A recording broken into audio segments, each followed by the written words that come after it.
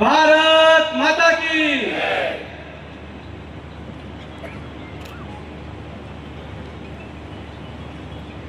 જિલ્લા પંચાયત અને નગરપાલિકાના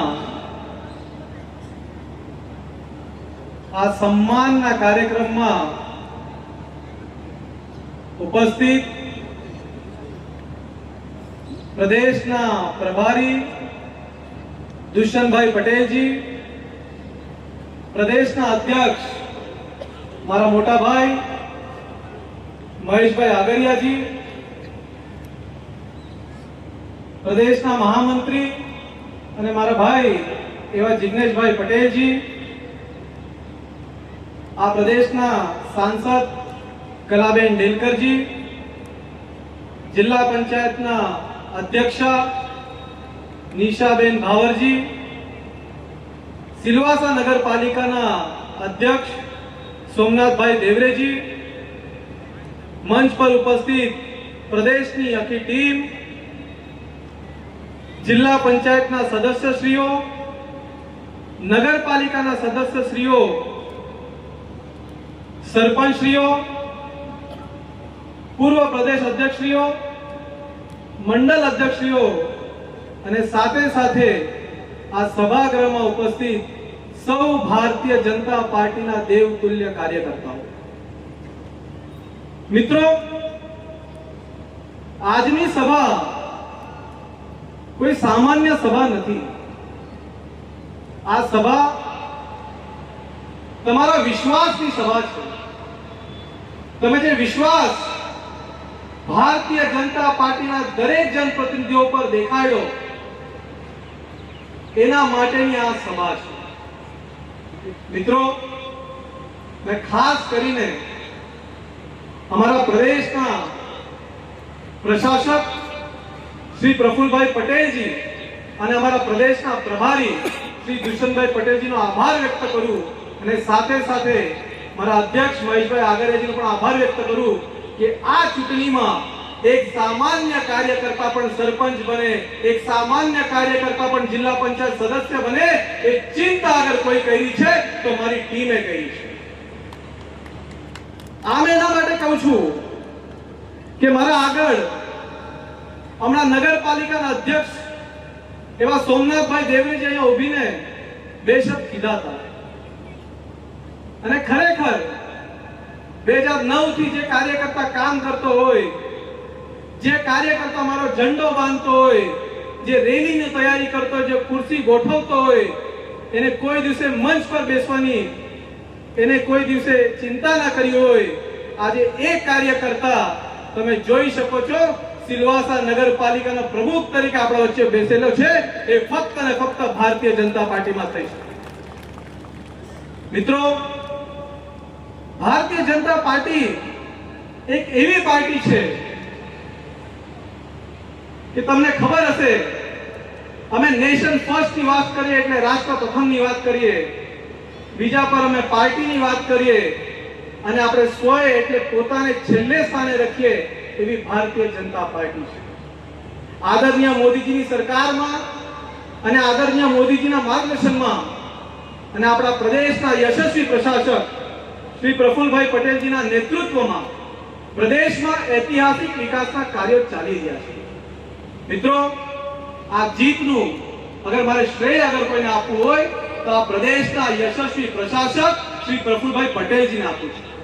કેમ કે એમના માધ્યમથી, એમના પ્રયાસોથી તમે જોઈ શકો છો સિલવાસા, દાદરા નગર હવેલી, દમણ દીવ એનું કાયાકલ્પ થઈ ગયું છે.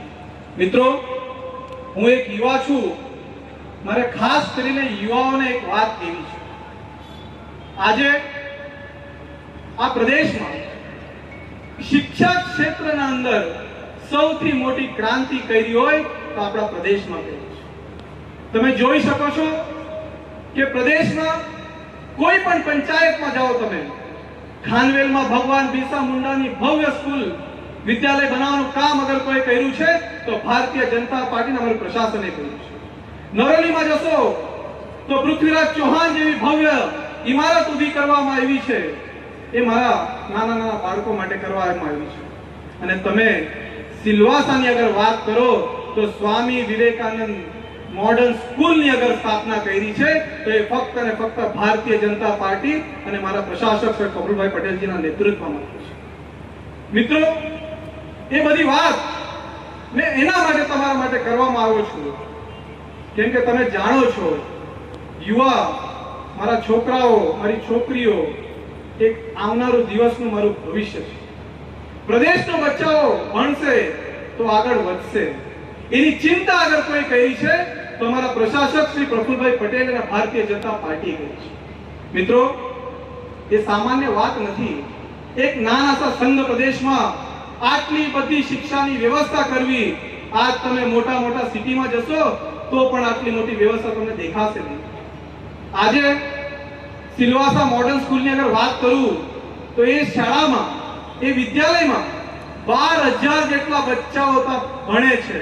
એક સારી વ્યવસ્થા ત્યાં ઊભી કરવામાં આવી છે અને દરેક ક્લાસરૂમ, દરેક વર્ગ જે છે એ તમને મને કહેતા ગર્વ થાય છે.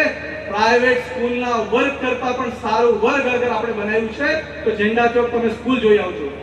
બધા જ ક્લાસરૂમ સ્માર્ટ ક્લાસરૂમ તરીકે બનાવ્યા છે. આપણા બચ્ચાઓને સારી શિક્ષા મળે એના માટે, વ્યવસ્થા માટે ભારતીય જનતા પાર્ટી હંમેશા તમારા સાથે તત્પર છે. મિત્રો, શિક્ષા અને એને આગળની શિક્ષા માટે મારા પ્રદેશના યુવાઓને ગુજરાત જવું પડતું હતું, મહારાષ્ટ્ર જવું પડતું હતું અને આજે મારા પ્રદેશમાં તમે જોઈ શકો ભવ્ય નવો મેડિકલ કોલેજ ઊભી છે. એ કોના માટે? તો મારા પ્રદેશના છોકરાઓ માટે, મારા ગરીબ આદિવાસી પરિવારના છોકરાઓ ડોક્ટર બને એના માટે આ વ્યવસ્થા કરવામાં આવી છે. મારા ગરીબ પરિવારના ડોક્ટર બને, આદિવાસી છોકરા છોકરીઓ ડોક્ટર બનવાનું સપનું જોઈ શકે. મારા ગરીબ પરિવારના જે પરપ્રાંતીય સમાજના છોકરાઓ છે એ કોઈ દિવસે ડોક્ટર બનવાનું વિચારતા ન હતા. આજે મને આનંદ થાય છે કે દરેક પરિવારનો છોકરો અગર એ ભણતો હશે તો એ ડોક્ટર બનવાનું સપનું જોઈ શકે છે. એ ફક્ત ને ફક્ત ભારતીય જનતા પાર્ટીના લીધે. મિત્રો, હું આભાર વ્યક્ત માનું છું આદરણીય પ્રધાનમંત્રી શ્રી નરેન્દ્રભાઈ મોદીજી અને અમારા પ્રદેશના યશસ્વી પ્રશાસક શ્રી પ્રફુલભાઈ પટેલજીનો કે એમને અમારા એક નાના સા સંઘ પ્રદેશમાં આટલી મોટી મેડિકલ કોલેજની વ્યવસ્થા બનાવી. મિત્રો, મને ખ્યાલ છે અમારા જ પ્રદેશના સાંસદો દિલ્હી જતા હતા 2 સીટ 4 સીટ વધારવા માટે. એક સમય પર 4 થી 5 સીટ હતી તો 2 સીટ હજુ વધી જાય તો 2 છોકરાઓ ડોક્ટર બની જાય એના માટે પ્રયાસ કરતા હતા. પણ આજે મારા પ્રદેશના 170 જેટલા બચ્ચાઓ ડોક્ટર બનશે દર વર્ષે એવી વ્યવસ્થા મારા ભારતીય જનતા પાર્ટીએ કરી છે.